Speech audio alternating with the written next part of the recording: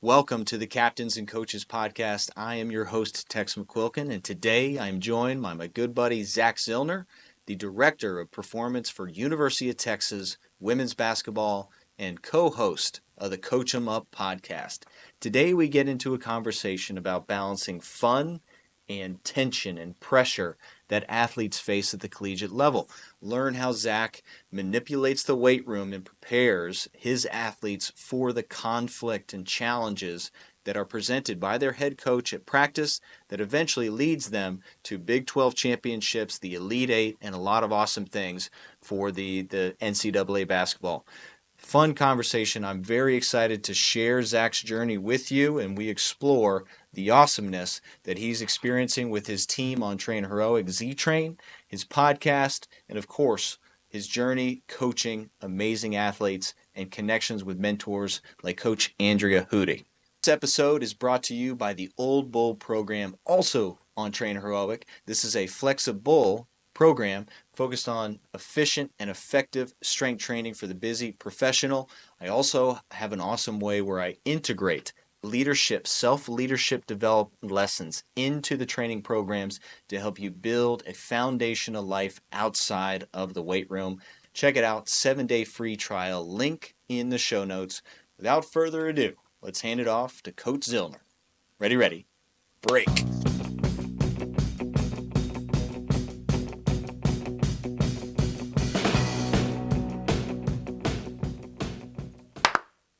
Let's clap. It's a good clap. You're a good editor. All right. Captains and Coaches Podcast Action. Welcome to the show. In studio, Coach Zack Zillner, the head sports performance coach for Texas women's basketball, co-host of the Coach M Up podcast, and then Z-Train online training through Train Heroic. Welcome. Thanks for having me. This is long, great. Long time pal. Long time pal, mostly. I know. I'm glad. Yeah, 2017. Yeah. Glad you're able to make the drive out to Drip and then be a part of the show. Thanks for having me. We do have a fun conversation to have, and we helped prep you for the show because you've been through multiple head coaches, you've been through multiple colleges, so have an array of experienced teams, working with different cultures, creating your own culture, navigating the aspect of recruiting, transfer portals. There's a lot to learn that we can hand off to our listeners, man, so I'm excited. Let's get into it. All right, I want to start with team building. So basketball is a winter sport, but then the girls are reporting to you year-round? Yeah, we trained 48 out of the 52 weeks last year, so I think out of any sport on campus, basketball is there the most. I think we train the most frequent out of any other team, football, volleyball, baseball, whatever. Like, basketball's on campus all the time. Yeah, which unbeknownst, right? The world only sees the sport when it's in season. November to April, hopefully. Yeah, and on ESPN, so they only know that. But then there's this whole world of performance and training and preparation that's the world we live in. Oh, yeah. So I love to dive into this stuff. And now you're currently in the fall preparing for the kickoff of season October. October, I think our first game practice will start right at the end of September, and then we have 42 practices till our first game. Wow, that's a lot more than I anticipated. Yeah, that's when the 20-hour rule starts. So you got 20 hours of activity per week. Okay. It's a lot. Yes. And so in this moment, you get the opportunity, the new students, new girls are on campus, and it's handed off to you and trusted to you to start to build and mold this team and bring them together. So let's speak to how you're using conditioning, not only to measure progress, their VO2 max and all the formalities where you need to mark, register, and maintain, but then there's this other EQ, this emotional quotient, where you're aiming to build the bonds that are going to be stressed throughout the whole length of the season, through March to the championship. Championship right there. Yeah. So speak to that initial assessment where most people want to only measure their output, if you will. How do you use the output measurements and conditioning to then start to test where your team and your girls are at this moment? Yeah, so it starts kind of back in June. We have everybody report back to campus, new freshmen, transfers. whatever, everybody's there. We sit down and kind of have our team goal for the season. And so we break it down to this year, our team goal is a national championship. And my big thing, I think a lot of teams set goals that aren't realistic, or, if you won 2 games last year in conference, it's probably not good to break down to national champions on 3. That's probably not realistic. So my thing is like, this is a realistic goal for us if we're willing to do the steps that it takes to get to that point. And so everything we do, every standard that we have set should come back to the national championship. And what that entails is a high level of detail, effort, intent every day. So no bad days. The intent and effort need to be aligned with that goal we said we wanted to achieve. I use the summer basically to set the standard and the tone of what it needs to look like when we really start things in August. So we'll go through the summer. We kind of put people in different positions to lead, show basically what they have to give to our team and what role they want to have. I think a lot of people get it twisted with who's a leader and who's not. I think they forget about how much of importance influence is. So you have a lot of athletes that have high level of influence on the team, but poor leadership skills. And so I tell them the summer and the preseason is a kind of a time to earn your voice. And what I mean by that is nobody likes the athlete that doesn't come in extra, half-asses some stuff, doesn't put full effort, and then they're the ones telling you to hustle more, we need to try harder, let's go, guys. Like, if you haven't earned your voice, then you need to work on being in charge of yourself and getting the task done at hand. Mm-hmm. And so we kind of have to sit down and figure out who has influence and who has actual leadership qualities on the team. So I don't care if you're the best player or worst player. If you've earned the right to have a voice, then you get to have a voice. August starts our preseason conditioning. Mm-hmm. So they're at 6 a.m.s 3 times a week. So it's bright and early. You don't necessarily want to be there.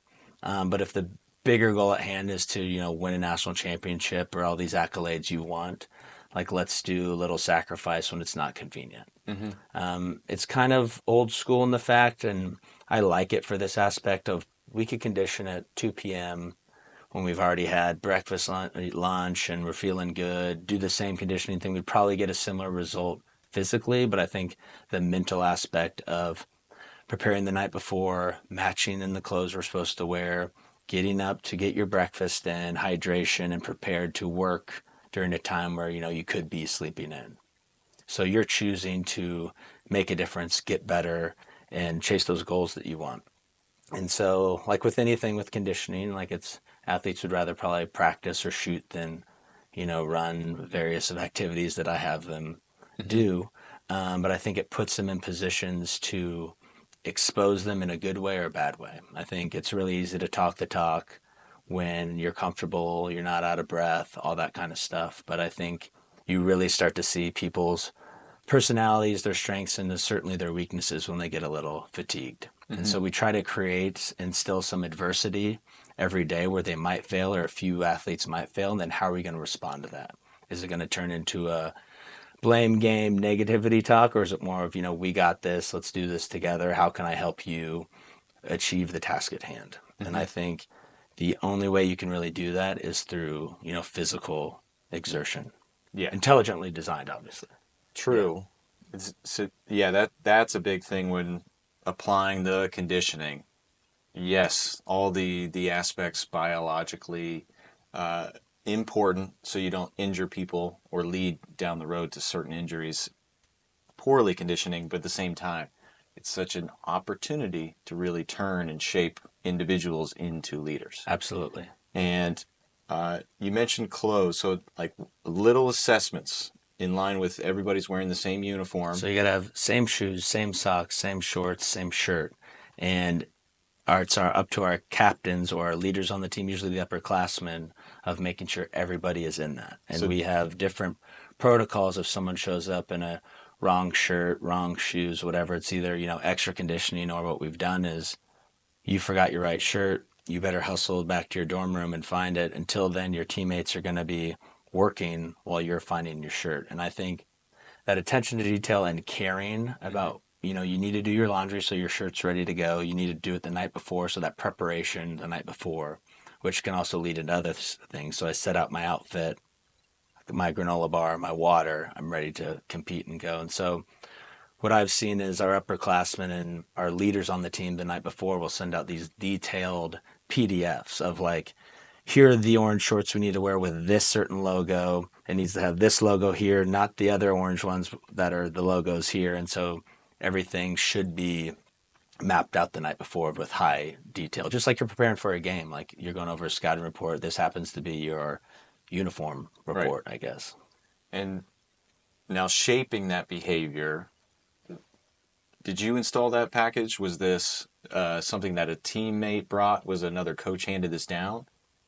Where did that come So, from? as our positions as like athletic performance coaches, you are an extension of the coaching staff. So, whatever my coach thinks is of the utmost importance, that's going to be my thought as well. So, if Hmm. we all know that the whatever socks you have on doesn't matter as far as the conditioning piece, like you're probably going to get similar results with white socks and orange socks or black You got to socks. work on your salesmanship. I agree.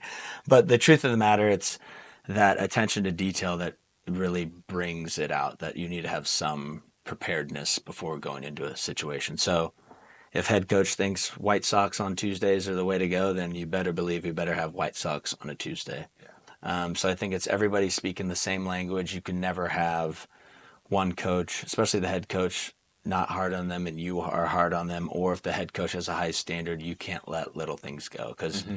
ultimately our job is to prepare them for practice physically, but mentally. Yeah. Like if coach cares about little details, you better care about little details just as much. And now, in line with that, the captains are in charge of executing that. We'll call it the game plan for just the clothes for right now. So now, how do the captains handle speaking to teammates who made the mistake or a self-destructive behavior, whether they realize that or not, and they just brought the wrong orange shorts? Yeah, I think the biggest thing is teaching these athletes like language and tone, and then the athlete receiving it to look for the message, not necessarily the language or tone. Right. And so in the midst of competition, you might be a little more assertive or Right. loud Yeah. or not quite as eloquent with how you present things, but just know the reason why they're frustrated with you in this moment is because they're trying to win. They're trying to be perfect that day. So you messed up, not a big deal in the grand scheme of things, but let's put into place that it's not going to happen again. If you're the reason why we're running extra, you better win those sprints. Like I Yeah. can't have you in the back doing that kind of stuff. And then you as a leader, you have to understand like people make mistakes.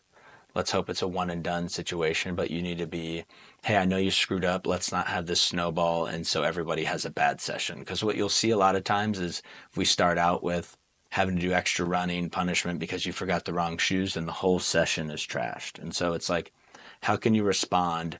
You guys had a bad first quarter in our game. Hmm. Are you going to let that affect the next three? Or are you going to hold up, guys?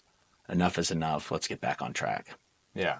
So then, in your career, how long did it take you to realize and have awareness for those lessons of, hey, this is not going according to my practice, my training plan, but this is a learning moment for the team. Yeah, I think it's being a young strength coach. I think, especially if you had like a good situation in an internship, you kind of think everything is like where you started. So I kind of had this false narrative of when I was at Kansas, every basketball program around the nation operates like this. And then when I got my first job, it was totally different. And so you need to be able to adapt to the situation, whether that's my biggest thing is like lifting before practice. And then in my first job, the women's coach wanted to go after practice. And I was so frustrated with this is how it should be done. You should listen to me. I've worked with really good teams, yada, yada, yada. Keep in mind, I was 22.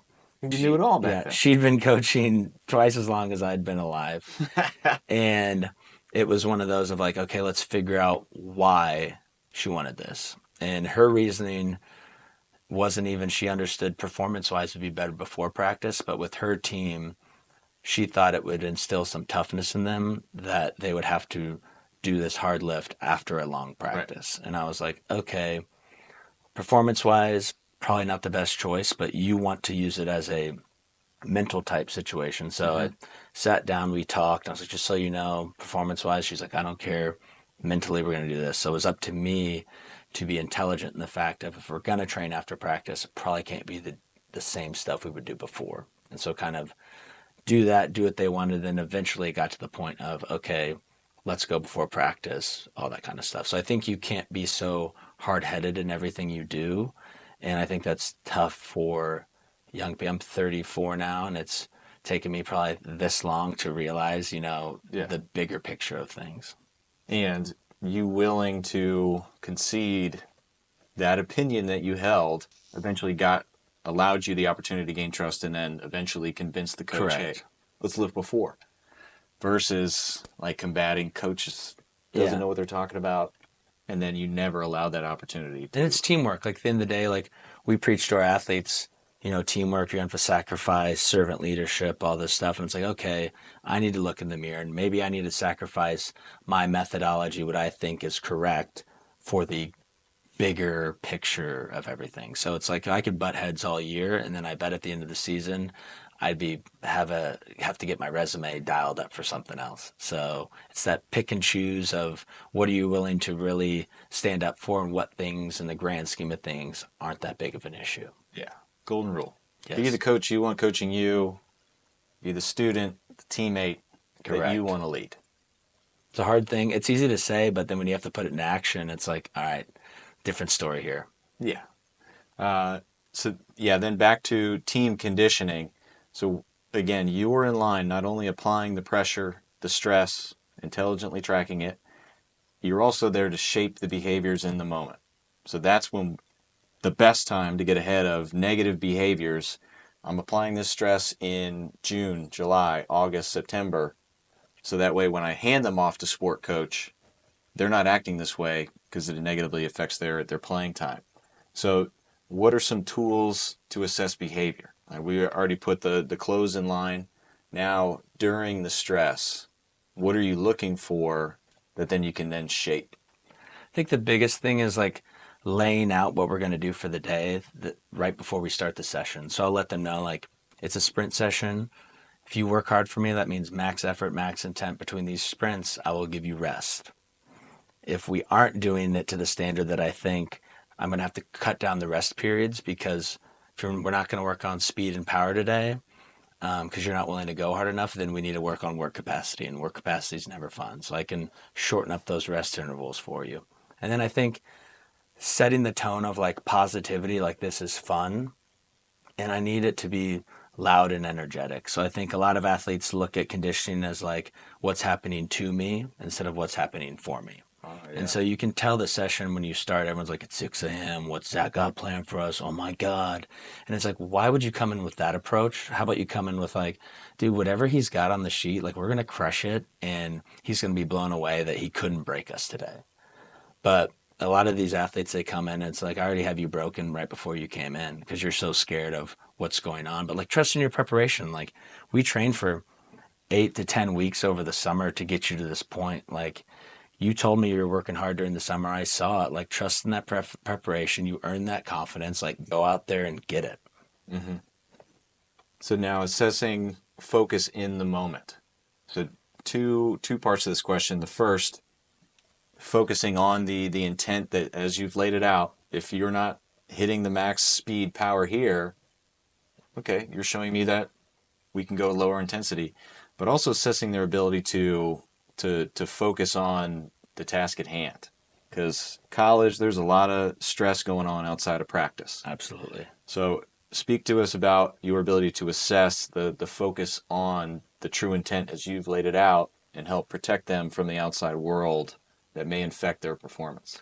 So we'll do little stuff where I want them engaged. So like when I call out, like it starts with the warm up. When I call out like butt kicks, everyone needs to repeat it so they're locked in, ready to go. And I need to hear it loud. So you want to play a national championship? You think that gym's going to be quiet? No, it's 12 to 15,000 people cheering so loud. So like I need a loud voice, and that's why I care that we have a loud voice. So we're preparing for where we want to be. You going butt kicks? That's not helping Okay, anybody. Yeah, yeah, you're not echo. involved. All this stuff. Yeah, and I want constant chatter, back and forth to help people. We'll do little things, attention to detail as far as behind the line, what foot's forward, how we're going to execute a I certain like that. thing. Yeah. And we start out in the first 5 minutes. I'll give them, a couple warnings if the voices aren't where I want them, if we're on top of the line instead of behind it, or the wrong foot's forward. And I always tell them, like, we have this great session planned out, but if you want to do dumb things in the beginning, I'll throw that out the window. We'll do dumb stuff on my end. We'll just run cross fields for 30 minutes. That makes it easy on me. All I got to do is say go. I don't have to coach anything, and you're the ones kind of going to that level. But if you want to be treated like a pro, like, handle your end of the deal. I need maximal intent. When I say I need this maximal intent, if your right foot's forward, there's probably a reason for that. Yeah. And so they find out real quick of it just takes one session of they did dumb things, now we're going to do dumb things on my end, and they'll sort it out really quick because they don't want to do that at the end of the day. No. Yeah. So I call that calculated coaching, albeit I'm working with high schoolers that are not strong enough or fast enough to hurt themselves. So if the intent of my warm up is long-term athletic development and leadership, so I got a fun way to mix that in. But then if, despite me pulling, pushing, or wherever I can, they're not in it, or certain group of individuals, they chit chat Totally. during warm up, if they're not in it, then throw that out, and now we're doing 40s, 60s, 80s, Yeah. 120s. So then I'm risking the potential hamstring non-warm up injury in exchange for I'm here to help you. Yeah. This warm up is to get your mind right and prepared for what we got to do in practice. I think at the end of the day, like, we can get on the same page of, like, do you need to be in elite level shape to be a impactful player on our team? Correct. Do you want to do that now, August 27th, or do you want to wait till October 3rd when we're already into practice and you can't make it through a practice? Like, I'd rather do it on the front end. Mm-hmm. And so it's kind of this buy-in of, like, I'm helping you. Like, basketball is no fun to play when you're out of shape. So the sooner you give in and go all out, the easier life's going to, and that's with life in general. Like, sooner you embrace the work, the easier life is. Yeah. It's hard in the beginning, but it sets yourself up, for a great future in the beginning. So what I like to do is, you'll have on your basketball team, you'll probably have 5 kids that are super bought in, 5 that are kind of you can't really count on, and then you got the 5 in the middle that can be swayed either way. I've found that no matter how small that group of people who aren't bought in, they can pull. It's like crabs in a bucket, pulling people down. Yeah. So what we'll do is try to, that bottom 5 that's not with it, I'll pair them up with someone we can count on, and the person that we can count on is in charge of that person's behavior. So it gives them opportunities to help lead, form relationships with their teammates, and get everybody on board for what we say we want to do. Yeah. And with that approach, how are you utilizing the weight room? And how many girls to a rack? And is it 1-to-1? So you pair up the bought in with the mid? What do you do? So what we do is we have 5 racks kind of in a row, and where I usually stand most of the time is on this far end of the room. And so we kind of put it in a way of our best operators are down here. So your goal is to be to the right side of the room. Farther away from coach. Closest to me, Okay. because I can give you all my attention. I'll stick our assistants down there with the kids who aren't as bought in. And then what it kind of happens is eventually everyone does this, or I move towards the middle of the room. But the goal should be to get coached the most. Mm-hmm. And if you aren't bought into what I'm trying to do, like, you're taking away from everybody else. So the athletes that I can always count on who are going to play, why would I waste my energy with you who isn't bought in every single day? Mm-hmm. And so what we'll do is, like, if I notice a session where an athlete's not bought in, I'll bring him in after and kind of sit in my office and be like, hey, like, I know you aren't this defiant or this, I would consider it disrespectful to you. How can I help you be bought in? Like, what can I do for you? Do you need more time from me? Do you not believe in what we're doing and I need to explain it better? Do you feel like the stuff I'm asking you to do is out of your scope? Mm-hmm. And I think you kind of have to be vulnerable and get on their level of, like, how can I best serve you? Because at the end of the day, like, coaches are here to serve the athlete. And if they're not bought into what we're doing, like, that's our fault. Like, if an athlete doesn't do what you want them to do, like, that's your fault. That's not the athlete's fault. They don't know any better. They've always kind of probably been that player on a team. And so it's up to us to find a way where we can get on the same page of, like, you want a great career, I want you to have a great career. What can we do in order to get this in place? And I think it's a lot easier to just chew out an athlete and screw them, they don't get it, blah, blah, blah. But it's like, it's honestly your fault as a coach if everyone's not on board. And it takes time. Yeah. So that was probably the biggest swing in my career, realizing like labeling a kid, oh, this kid's a problem versus You're the problem. how can I communicate with them to get them bought in on our coach's messaging. Yeah, I'll be pretty blunt with them in the fact of coach is hardly ever in the weight room. He just trusts at this point that I kind of know what I'm doing. So I'll be up real with them and be like, hey, you're taking away from the session of what we're trying to do. So if you don't want to come, if you can't bring it, don't come. Like, you're taking away from the development of our whole team. Coach isn't going to know. It's not a big deal. It's your career. So if your time would be better spent not being here than being a distraction, like that's fine with me. Like, it's your career. And usually that kind of eats at them more of, Yeah. I might as well do what the task is at hand. Yeah. I mean, career, that's a big responsibility to hand off to them. I can't imagine they had that perspective before at either high school or like a mid-major before Correct. SEC ball. I think the biggest difference you'll see in like the high major is you have to remember a lot of these athletes are the best player in their state, region, whatever, and they probably are so talented that they could bring it 50% of the time and still be that good. And so if I'm used to going hard when I want to and still the most dominant player on the East Coast or West Coast, like, why would I go 90, 100%? Yeah. And so it's kind of getting them to flip the switch of, you were the man or woman last year. This whole team is full of who you were 4 years ago. Yeah. And so it's like, let's not have freshman year just be a learning experience, and let's take advantage of our 4 years we have here instead of you figuring it out your sophomore or junior year. So let's walk through that assessment conversation. So I've been in your office. You got the WNBA jerseys up on the wall from all the women you helped put in that position. So like we've mentioned reframing this as your athletic career. You've painted some ethos on the wall of like, That's where you want to these go. women were here. This is where you want to go. What are some other ways to approach this conversation if those two aren't kicking their butt in gear? I think I want to first find out like if they love basketball. And then I want to know like your best case scenario after these 3 or 4 years, like where do you want to end up?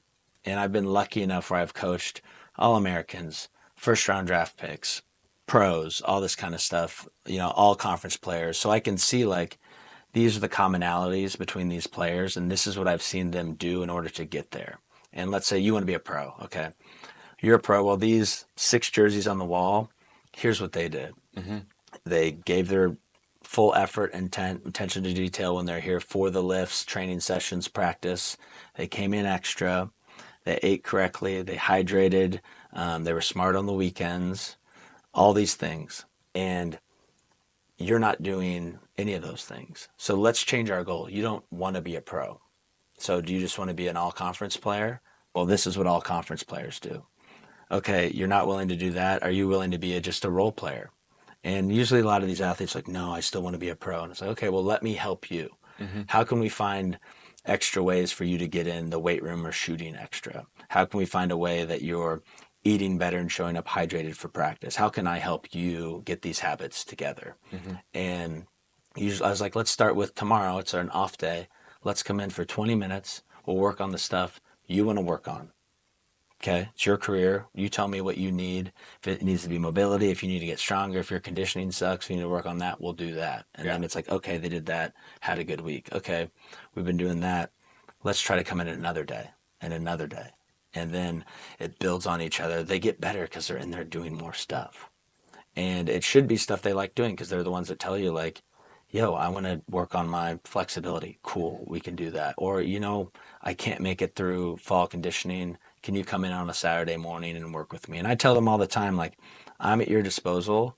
If you let me know that you want to work out Saturday morning and I don't work on the weekends, I will come in to help you. Yeah. I will do whatever I can to help you. So if you want to come in at 6 a.m. on Saturday or Sunday night, I got you. That's a big like service. Yeah. I'm here I want you to succeed. Well, you can kind of use it also of like, hey, I'm coming in extra to help you, and you got to hold your end of the bargain of doing it. Like Yeah. I'm taking time away from, I'd rather be on a boat somewhere at a pool or hanging out with my friends or grilling out, but like I'm choosing to have my Sunday morning be with you to get you where you want to go. Yeah. So they're responsible to you as an individual, and that can help bridge the gap to you're not really responsible to me. You're not doing this for me. Here's 12 other members of your team. Yes. Here's the coaching staff. I think athletes need to reframe it, and we do too. Like we're on the same team. Mm-hmm. Like my goal is to get you to where you want to go, and the reason why I have a job is because you don't know how to get there, and I've seen it done, and so I'm here to help you, be your guide, be your strength shaman to get you where you want to go. Yeah. Tag that strength shaman. This is Z Train. Hop on Exactly, board, baby. exactly. But yeah, kind of get them like we're on the same team. How can I help you to get where your dreams are? Yeah. So I've had a lot of fun conversations with doctors in performance psychology, uh, athletic therapists that athletes come in and speak to, and then awesome coaches like yourself. So one thing I want to start to explore more is like perfectionism, because it appears as if these athletes are dotting the T's, dotting the T's, crossing the Crossing T's, the eyes too. dotting the Yeah. lowercase J's. Yes. They're doing everything perfect, and so they appear to be the model of the team. But there's also this deep-seated codependency with sport, and when they start to make mistakes or get into a shooting slump, then it starts to be real destructive for the individual. So how do you walk that line to assess of, all right, this girl's doing everything right. However, that it can lead to some destructive behavior and you almost have to save them from themselves. Yeah, I think it's helping them get a bird's eye view of everything. So, shooting slump is a great example. Like, I think it's really easy to be a good teammate, good human when things are going great. But Yeah. when you're in that shooting slump or you're turning the ball over and everything like that, it's like, okay, bird's eye view. You had a horrible week of shooting. That happens. Not a big deal. All the greats, that's happened to them. What can we put in place of why you think this is happening? Are you overworked? Are you not getting as much shooting in as you were before because now you have more homework, practices are getting longer? Are we putting as much time now as we were in June when it was easy? Yeah. And we can kind of look of like, okay, practice is longer, you have homework now, so you were shooting 30 minutes before practice, 30 minutes after, now you're just shooting 10 minutes after and that's it. And so it's like we can't expect those same results if we're doing something different. Right. And so it's like, let's refocus and figure out what got us here, trust in your preparation, and know that you giving up isn't going to be the answer to becoming a better 3-point shooter. It's probably getting back in the gym, showing some toughness and resiliency to get back to who you are. And then I think it's the big thing of showing them the real picture, working back from that, and then kind of praising them of getting back on board and braving the storm. Yeah.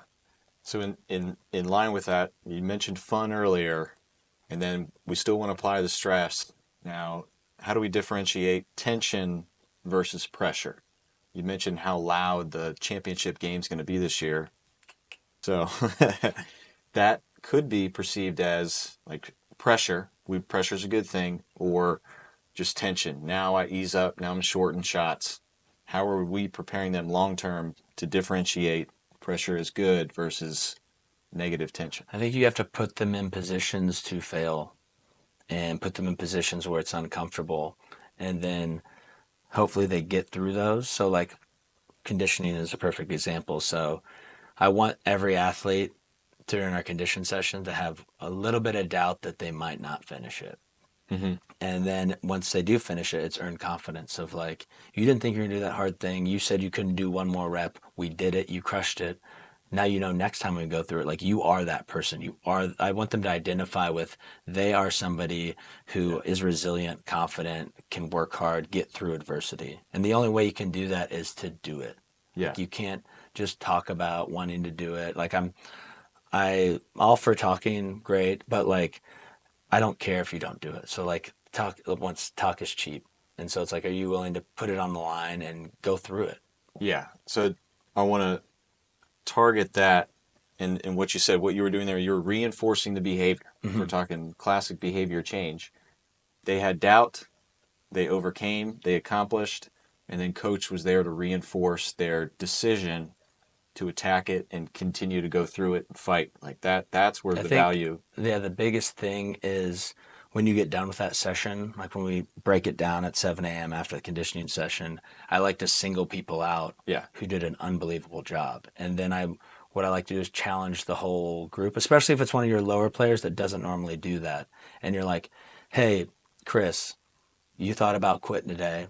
You're huffing and puffing, wanting to get out of the drill. You crushed it.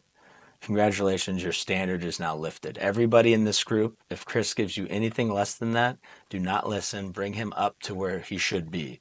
And I think that good praise, it's also like praising them for something they did well, but also like, congratulations, like that's your new standard. You're at the next level. Oh, dude, that's awesome. So uh, a big target for this podcast is attacking assumptions. So where you're reinforcing, you're raising everybody's Hmm. ceiling. It's sports didn't teach that lesson. Yeah, Coach Zillner did.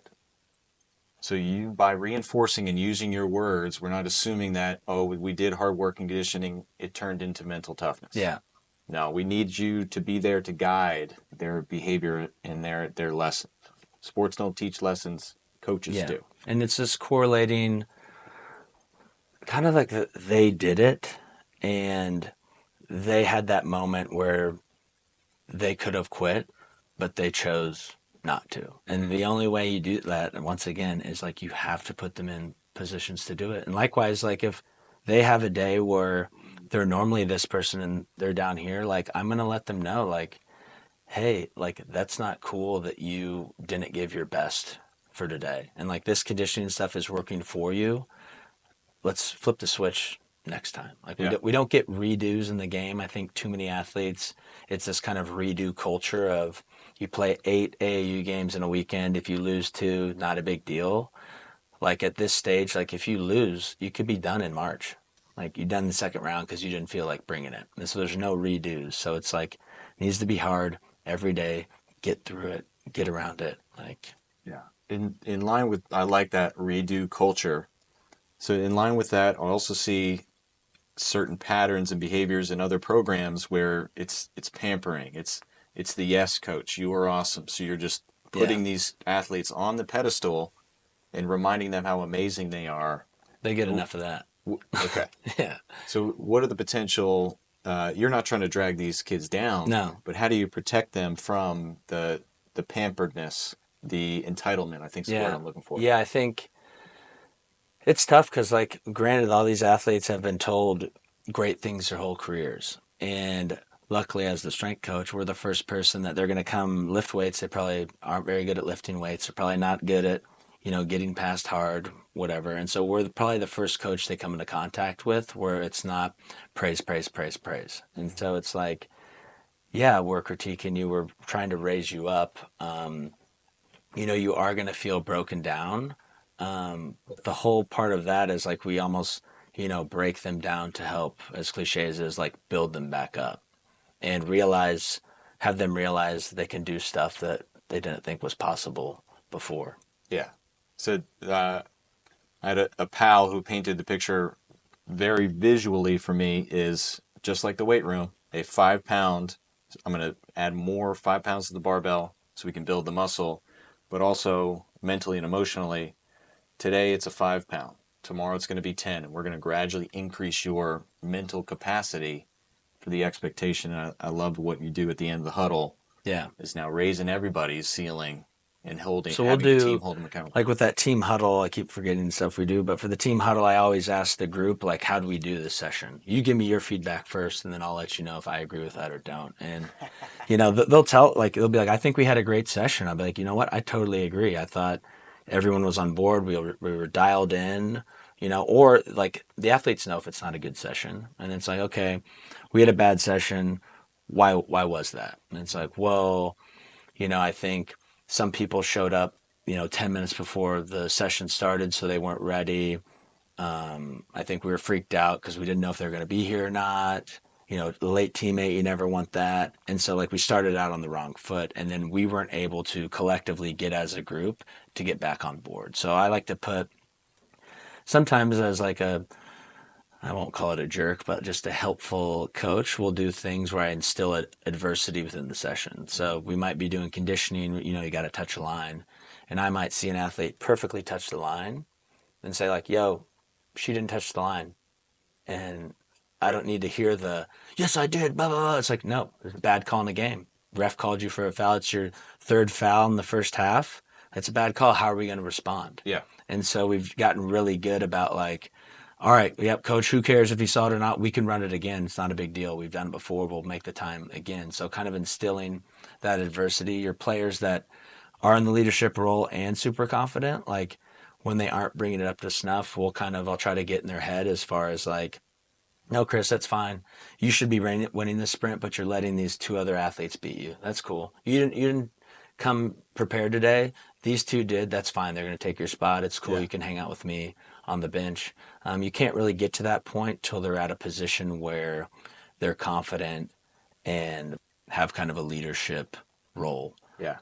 Your players that are kind of towards the back, it's like you need to have them care. And how can you do that? Whether it's like giving them a buddy, trying to empower them and reinforce like you busted your ass Monday and you're not bringing it Wednesday. Like, what's the deal? Like, I know you have it in you. All your teammates know you have it in you. You aren't willing to sacrifice today for the good of the group and then the good of your development.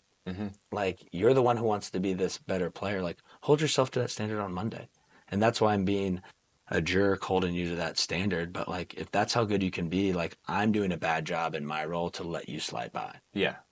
Fine line between being a good coach, good Correct. teammate, and an asshole. Yeah. But you're also an asshole if you don't Totally step in and prepare them. Well, it's easy if like letting stuff slide. Like I could run the best session in the world. It's like, oh, she didn't touch the line. She didn't quite make her time, but she tried.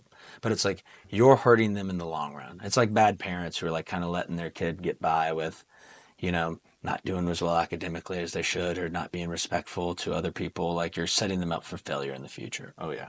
The coach, in my mind, for high school and college, it's the last line of defense. Yes. Especially the strength coach. Last line of defense before all these behaviors that affect performance, habits, affect you negatively in the real world where your boss or your professor, Yeah. I don't care. If you're late for your meeting, there's no like, oh, I'm sorry, whatever. It's like you're fired. And in the real world, they don't care how many points per game you scored or all league this or that. Like you're one of us now, and you have to play by the rules of society now. So I want to prepare them for that. Yeah. A lot of people peak in high school. Yeah. I don't want to hire that person. Yeah, highlighting some notes that you said there, that bad call and how the student responds. I love that because now I'm looking for how they'll respond if it happened at a higher stress, which is game day. And then call it palms up behavior. I hate the palms up. It's visual. Yes. So even if I'm leading 50 or 12 or however many, and then I make a bad call, Yeah. which more often than not is actually a good call. Correct. They just have low awareness. Correct. And then they hit me with this. So we call it like a body language check. So like if there's a palms up, obviously talking back, or I know people that study with the knees, hands on the knees, blah, blah, blah. Like, no, I don't care. So we have like a body language check. And so we'll be doing stuff. And if I even see for a second you've been over touching your knees, like we'll just redo the rep. Yeah. And it's kind of one of those they kind of have to realize. And I always joke all the time, like I can say go more times than you can probably run. And so it's like, don't give in to the little thing in your head that's like, just touch your knees. It's not my fault, whatever. Like we're trying to build kind of a hardened player. So when we get in the face of competition, when it's chaotic, people yelling at you, fans, that your go-to, your baseline is calm, cool, and collected. And we've all played against teams where we're dying in the fourth quarter and you look over and they're high-fiving each other, talking each other up, not even tired. You're like, oh boy, we got another 10 minutes of hell for us coming up. Yeah. And I call it the science of the sidelines. So trying to help them understand with their own self-awareness, the hands on the knees, showing that, hey, your body language is telling me you need more conditioning, more capacity. and also highlighting it for the team. Now, leaders emerge because they're calling out each other. Mm-hmm. Number one, number two, stand up. Air's up here. Some stupid coach Yeah. quote. Like they're mimiking the coach. Totally. That's a good sign because now we're coming together as a team. And that's what I refer to as social awareness. Now it goes from self to social. Is I want them looking across and seeing the body language of their opponent. So if they're seeing now, they know knees, hands on knees are bad. We got them. We got them. We got them. So helping the team, even if it's the first game or the scrimmage, like, dude, they're tired. Yeah. I would like the whole point of the fall and summer is to like get them so prepared to be that team that like, yo, Texas is not getting tired. Like, what's the deal? They're not even. And granted, in your head, you're like, oh my god, I'm so dead right now, but they can't see it. Exactly. And you've already beat them. Yeah. So yeah, I love that working it into it. That's where there's so much depth in conditioning and training outside of the spreadsheet. Correct. Outside of the spreadsheet for sure. Yeah. That's the aim of the podcast. I'm not getting mad at those folks. There's stages in careers. Yeah.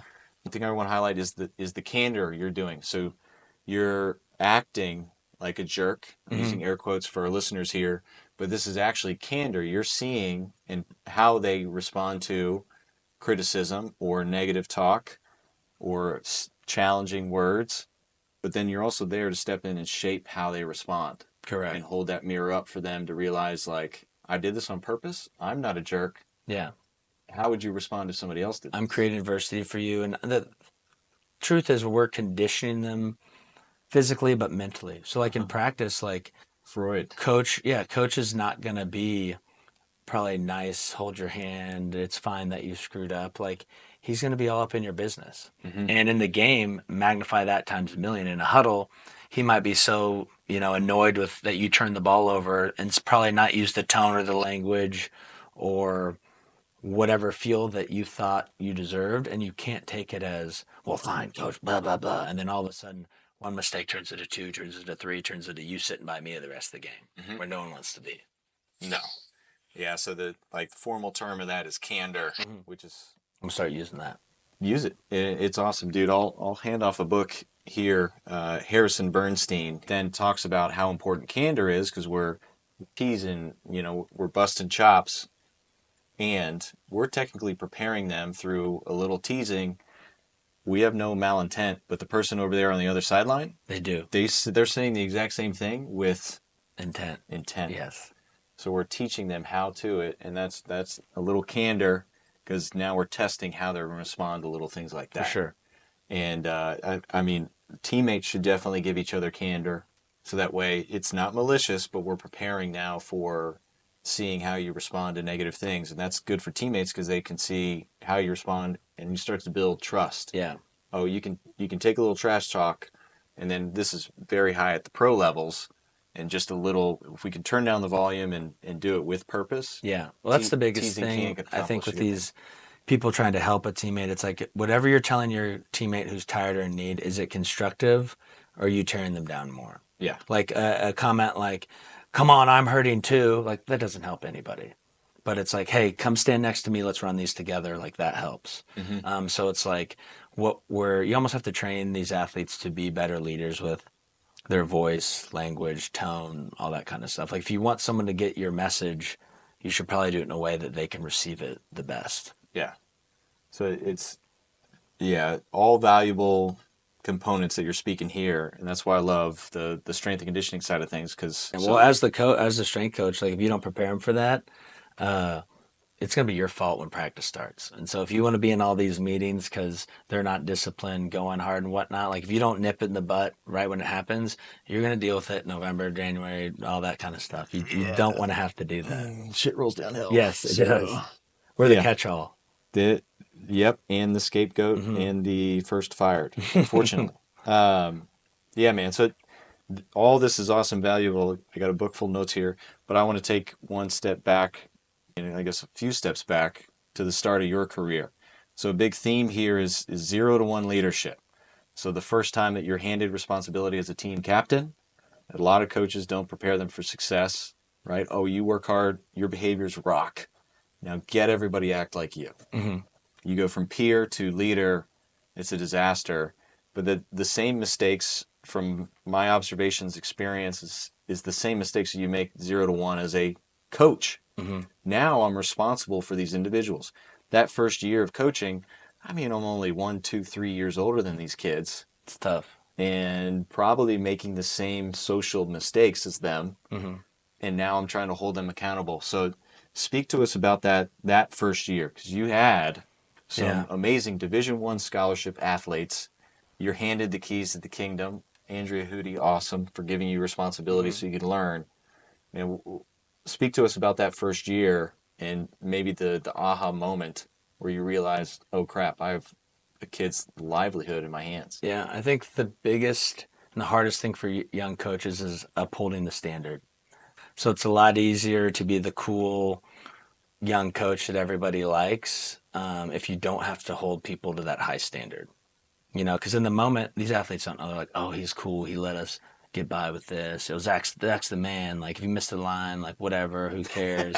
But, like, at the end of the day, like, when they do that at practice, like, it's your butt. Like, you're in trouble. So I think the first time you have to call an athlete up to your standard, I think is probably one of the hardest things to do of like, especially if they're an athlete you like, they do things 99% of the time, but they miss the line that time. Mm-hmm. It's like, it'd be a lot easier for me to not say anything. No one else saw the line except me, but the athlete knows they missed it, they missed it, and you don't want to turn into that snowball effect of keeping score because they'll be like, well, he's a lot nicer to her or him, Oh, and that's a good always, phrase. and I'm blunt with them, like, yeah, I play favorites. The athletes that listen, give full effort, are ready to roll, like, yeah, I play favorites. Um, but I think it's like upholding that standard of what that head coach wants, what you want your room to look like. Like how a session runs is a direct reflection of you as a coach. And if you have no law and order in that room, it's going to be pure chaos. Yeah. So I think that's the toughest thing of like upholding that standard, having a backbone um, to have the program run the way you want to run it. Mm-hmm. Now, was there any a moment where like Hootie had to? So I was a sophomore intern, and we were doing a boot camp for the men's team. So that's like workout early in the morning, conditioning, everything. And I was in charge of the far line. And this was like all American, best player, coolest guy on the team. Like, and I'm 19 years old. Like, I just want the guys to like me. Like you're at that age, you just want to be liked. So hopefully you can be a better coach and whatnot. And they were doing 22, so they touched the line, come back, and he missed the line. And I was in charge of that. And I had the split second decision of she looks at me of Because she like, saw it. yeah, who missed it? And I was like, oh, somebody missed it. She's like, no, I didn't say. I need to know who missed it. And I had to be like, this athlete. And everyone, of course, was like, come on, man. And I was like, oh my, I just wanted to like die. But that was like my testing moment of, am I going to lie essentially just so like, hey, yo, Zach's cool, man, blah, blah, blah.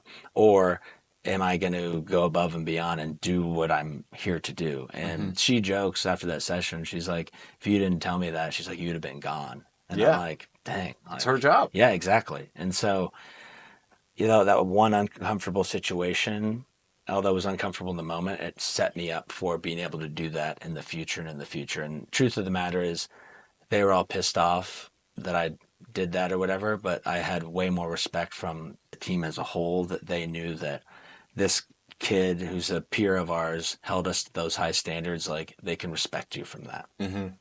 Yeah, it speaking to younger coaches, that intern label, it's tough to overcome. But if you aim with a positive attitude and step in and help Yeah. the individuals, that's the first step to Well, the gain truth of the rapport. matter, like a week later, that athlete doesn't remember that incident. And if they did, that's a bigger issue they need to solve on their own, anyways. But like, no one's going to remember that even a day later. So it's like kind of in that moment, it's hard in that moment, but in the grand scheme of things, it's going to propel you forward in an Yeah, unbelievable they way. may not remember that specific action, but then you made a deposit for respect that Yeah. then starts to build. Yeah. And then what kind of helped me was I saw that athlete the next day and I was like, hey man, I'm sorry. Like I had to do that. Like I want to do this as a career. And, if I let you go with that kind of stuff, like it kind of sets me up for bad light with who he's like, bro, I got you, man. I should have touched it. Like I totally get it. And the thing is, like, if you can kind of be vulnerable with them of like, hey, this is the job I have to do. I like you as a person, but like ultimately I want to be where Andrea Hootie is one day. And if I sacrifice these little things so you think I'm cool or whatever, like it's not going to help me be in that correct position. So it's like, is that uncomfortable situation worth you not being the best coach you can be? Probably not. Yeah. And there's a matter of tact that you applied in Correct. that. And that's what you And just have to learn that. And that's why I was so lucky learning under Hootie, how she would handle situations, push people, pull back. And that's the art of coaching that I don't care how many books you read, like you have to be in the trenches and experience it. yeah, it's the strength and conditioning as a major at the college level is becoming bigger and bigger and bigger and bigger. Uh, so much so that even the future of the CSCS you need from specific institutions that Yeah. are accredited, which is growing every day. I like that. And it's book smarts, but then we're stepping into like an EQ world. Yeah. Well, I think the book smarts, it's like, that's a non negotiable. Like, Yep. you should know how to safely and effectively train your athletes. Like, that's why you're in the taking all the tests, reading all the literature, doing all the workshops, whatever. But like the EQ stuff is what takes you from a good coach to a great coach. Mm-hmm. And the only way you get good at that is you have to coach Yeah. over and over and over. And make mistakes. Correct. That yeah, I was very fortunate. Yeah, my first year I had Division III athletes. Again, they weren't strong enough to hurt themselves, Mm-hmm. so I made a lot of mistakes how to teach specific weightlifting techniques that Mm-hmm. I would have fired myself if I had Totally. I watched get that. it. I get it. Yeah, but sport coaches they didn't know they No. didn't know anything better otherwise. But continuing with that Kansas, where you had the mentor, now what about stepping into your role as the sole ownership of a team? Yeah. What school was that? How was that first experience? So I was at Southern Miss, and I was the director of men's and women's basketball and volleyball. So I was the head guy. My GA at the time was older than me. Some of the athletes were older than me. And I think you have this false sense of how easy stuff's going to be when you're an assistant. So Mm-hmm. I assisted Hootie forever. And best part about the assistant is you don't really have to hold anyone accountable like you do, but not to the degree of the person who's running the session. Everyone likes you because you don't have to hold them accountable and all that kind of stuff. So you get this false sense of, oh, dude, I've been running this for years. Like, but in the fact of the matter was when Hootie was gone for a session and I was running it, it was off her back Right. of they know that this is how it should be done. If we screw this up, Zach's not going to be the one yelling at us. It's the head boss in charge. Right. And so I was like, dude, I've been running the men's basketball team. I can do this. This is so easy. And then you show up day one. I'm at a mid-major. Some of these athletes probably aren't have the resources that they did at Kansas as far as like mental health, food, training facilities, gear, all this kind of stuff. And you're like, okay, well, how am I going to get this group who they look at me as like, young coach, we get you at Kansas, cool, good for you. But how much stuff can we get away Mm-hmm. with this new? And so they test you first week out of the bat. Like I always tell this story. My rule was we start weights at 8 a.m. That means shoes tied, jerseys tucked in, whatever. We're ready to roll. We're starting then. It's not you get in the room at 8, finish your granola bar, tie your shoes, whatever. So my first day, the best player comes in. It's 8 o'clock. He doesn't have his shoes tied. The team meeting the night before, I told them shoes tied, ready to roll. So I was like, all right, Zach, you have a moment right here. You let it slide. You ties his shoes, or you make an example of it and nip it in the butt. And I remember I was like, oh God, all right. And I'm like, now head to the court.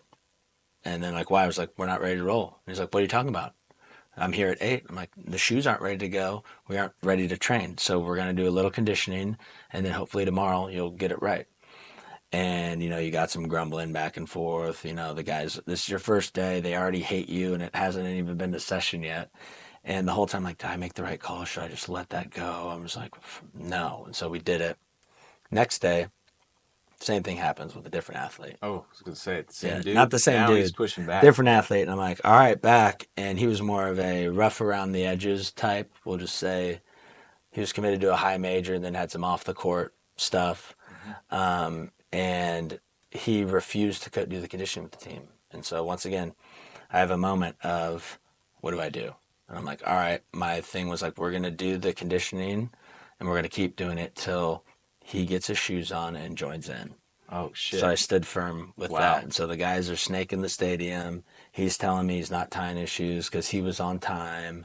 We were going back and forth. It's like, no, you can argue. You can be defiant. Fine. We kept doing that. About an hour went, and then they tried to fight me. Yeah, it's crazy. Second day on the job. Second day on the job. Wow. But when I left Southern Miss, we had like a team dinner. All the guys like, thanks, coming, whatever. And the main topic of the dinner conversation was, do you remember when that athlete tried to fight you? And I was like, yes. And they're like, they're all joking because I'm small and he's 6'8". And he was like, they're like, we had so much respect for you for standing your ground, being a young coach, that after that, we knew that you meant business, and we all fell in line after that. And they're like, the amount of respect we had for you for not rolling over when it could have been easy, like, that's why we were bought in. We knew Yeah. you were about the bigger picture. And I was like, shoot, what if I made the easy decision versus the right decision? That's awesome. You know? That's a great story. Yeah. So did he make it through that season? Did he Now continue he with the was school? kicked off the next week for something So else. that's an important lesson for young coaches to understand. If you're thinking of your career, a lot of these behaviors, if they're in line with what you believe and the standards you set, and then kids act against them, we can do our best to step in and help them shape their behaviors. Because, I mean, what's the punishment with the strength coach? It's probably more conditioning, etc. Yeah, With a sport coach, it's usually playing time. correct. So here we can do more versus what's taken away. And so if they refuse to fight, I mean there's problems, behaviors, all that is only going to get worse. So you are there to stand the line, but sometimes you got to let them make their own decisions Correct. because it's your career as well. Yeah, and you have, well, yeah, once again, it's your career, and like you have these things in place, and the second you bend anywhere, athletes remember, coaches remember, and it's really hard to pull back the reins after they've been out. Mm-hmm. So it's like so important that you have those standards that make sense, and you abide by them. Like we have a no jewelry rule in the weight room, like you can't have your earrings in. And there's obviously athletes every couple of weeks that leave them in and whatnot. It'd be really easy for me to be like, "Yo, it's not a big deal. It's earrings. Like, what's the big deal?" But that's a team rule, and so it's like, help me uphold the standard by you doing this thing where you take them out. Like, Yeah. not a big deal. Yeah, and they forget and they're allowed Yeah. to correct that Correct. without the consequences. That's a little thing. So you get the opportunity. You work with new coaches every year. That's the beauty of being a consistent beacon coach leader within the program. So young coaches come to you, and you get the opportunity to shape year one of a lot of coaches. How important is it for you to then get them training and looking the part?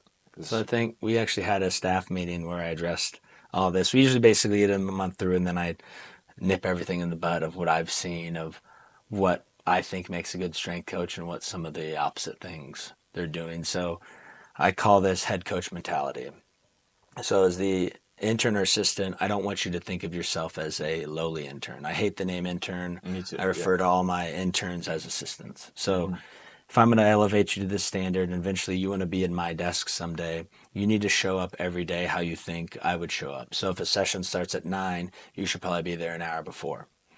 I know you aren't running the session or anything like that, but you should have that mentality of, I'm preparing to, if Zach doesn't show up today, I got it. So you show up like that, you're going to look the part. So we're already looked at as probably unprofessional with strength conditioning from other things we've seen around the nation. You can call me a fun sponge or whatever, but I try to over professionalize what we're doing in that room. So they need to be hair combed if they have any, like look like they didn't just roll out of bed, clothes that aren't wrinkled, looking presentable, ready to roll. And I want to over professionalize kind of what we're doing. I'll encourage them to take notes on the session, what went well, what didn't. And then if you want to be a coach, you have to coach. So I always tell my athletes, like, you're an extension of me. Like, I should be hearing you just as much as I do. If you don't know what to say, it's your first day, echo what I say. Like, it's not that hard. and walk around the room. I challenge them, with their smartwatches or whatever, to try to get more steps throughout a session than me. So this side of the room, that side of the room, coaching them, coaching that. And then I want them to be, a couple steps ahead of me of everything. So am I darting to the whiteboard? Like, do they have a marker on them? Mm-hmm. Do they know, hey, after bench press, we're going to squat, so the bars need to be, once that last set's done, already set, ready to go. And so it's these little things that gets them kind of in a space where when they are the head person, they can do it. Mm-hmm. And then they'll know how to Correct. lead the kids they're leading. Correct. And it's one of those things, like, I will give them as much responsibility as they've earned. So what I like doing is, out of our best assistants, hey, this assistant, she's doing an unbelievable job. Let's have her be in charge of the freshmen. Mm-hmm. So she'll lead the freshmen. Okay, these two are newer. Let's have them be in charge of the return to play, or like whatever other group. And then I'll kind of float in between. So it's a way of like, I'm going to give you this responsibility, prove that you can handle it, and I'll give you more. Like, I don't like for your only job to you think it's just clean the weight room, put stuff away. Like, that doesn't help you. Like, it helps you make, the room look good and for your future job. Like, that doesn't help you become a better coach. So I want to put you in positions to coach, lead, make mistakes. And then the beauty of that is I'm there. So I can be like, hey, that freshman didn't do what you wanted them to do. How did you go about it? Okay, here's what I probably would have done. Try that next time. Or, hey, you did exactly what I would have done. They're just stubborn and they're having a bad day. Not a big deal. Like, I'll have your back for anything. So I'd rather tell you not to do something than to do something. Mm-hmm. So I can't stand when you have the volunteer who's in the corner with their hands in their pocket. Good job. Like, that's not preparing you for anything. So what the idea of the whole head coach mentality is, if an outside person comes in the weight room, they won't know who the head strength coach is. That's a good one. And so I think and then a mark for any people at home that have assistants or interns or whatever is, if your intern's gone, sick, dentist appointment, whatever, if no other coaches or athletes ask where they're at, probably not a good assistant for you.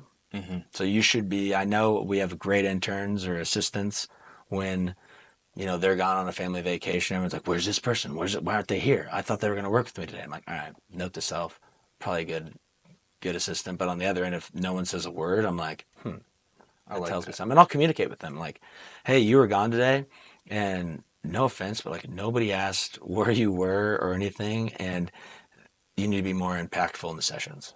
Yeah. And here's how. Yeah.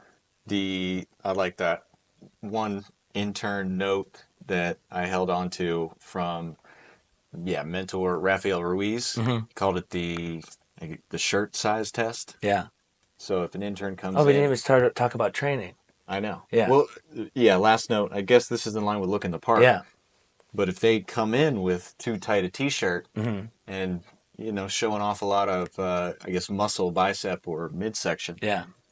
They're in it for the wrong reason. Yeah. They're clearly vanity first. So if they have an appropriate size t-shirt, okay, now I can start to pour into mm-hmm. them. So that's his first observation on when I think the hardest part is like, Hootie would always say this, like, do you want to be a coach or are you a fan? I think too many times I kind of ran on a rant about this, but like, I think too many times, like, people see, I'll just say what I do, as like cool, glamorous, like you're on kind of a stage. And I think people think that's like fame or something they aspire to be, working with cool athletes, instead of like, are you in this to coach athletes? Are you in this for cool logos and gear and all this stuff? And I think you can find out pretty quick with all these little things we have in place. Are you just here to say you work with XYZ NBA player? Or are you here because you actually want to coach and be better? And then along with that, we talk about training. I have our athletes jump in on, or not our athletes, our assistants jump in on the conditioning. Nice. And so at any moment I tell them, like, I might have you in the lift and the conditioning and whatever. And if you're in the conditioning, you are the same standard as the athletes. No bad body language. You should win everything you're doing. I'd rather you puke and fall off the Versa climber than lose. And so, like, it's a great way for me to get these assistants for the athletes to trust them. Of Mm-hmm. like, hey, they're doing the same stuff we're doing. Zach's throwing them into the fire as well. They're not giving up. They're tough. And I think the best way to find that out is like we're strength and conditioning coaches. What do most strength and conditioning coaches like doing? Lifting Lift. weights. I don't Band it care. up. Athletes do not care how strong you are. They assume that I can squat 1,000 pounds and bench 1,000 and what. They have no idea. They just assume I'm strong. But if we can show them that we're well conditioned, we can move, you have buy-in right then. Like I Mm-hmm. don't care how much your bench press is or whatever. But what I think a lot of these young strength coaches is they'll have these conditioning protocols, and I get the most questions about conditioning. You know why? Nobody does it on their own. Like they just lift and I get my steps in. But it's like you haven't, Okay. because you're going to lose your gains. And they've never like let it all out on the Versa Climber or ran around the track or done 22s or anything like that. So it's like you need to actually do what you're prescribing. Exactly. So then now this is where the EQ comes in. You need to go to the places mentally, physically, emotionally Correct. that you're then going to ask of your athletes so you know how to guide and steer them versus, Well, you don't want to be a fraud. Like if I'm yeah. an athlete and I don't know anything, they're going to look at you and be like, can this guy run up and down the court without needing the AED?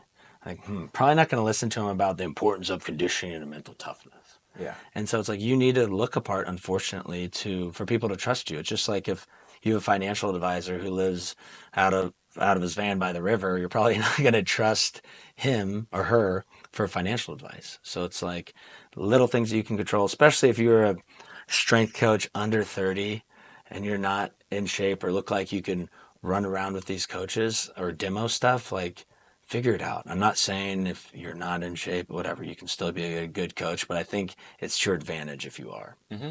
And yeah, it's never too And late. train. You should like training. Exactly. And do If what the you, athletes do. Like, as mentioned earlier with fun and basketball, if you're a coach that doesn't have fun training, conditioning, running, sprinting, or being part of a team, yeah, what are you doing? what are you doing? Yeah. I don't.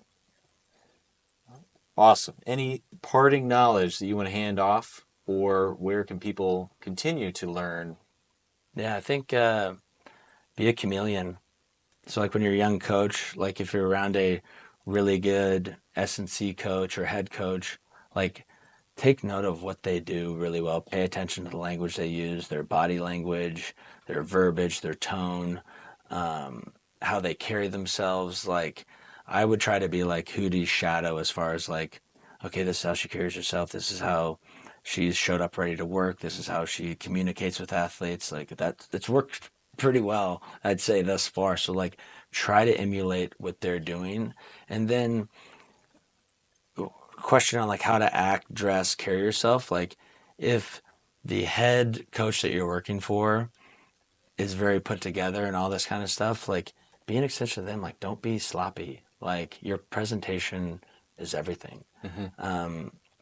So I think that like be a chameleon, absorb what these other coaches are doing, and then don't be afraid while you're young to go out and shadow people, take a chance, go work for free. Like it's a short, I don't know, struggle to kind of propel yourself forward. So like find the best, and then when you're there shadowing or the phone call or an internship, like every day is a job interview.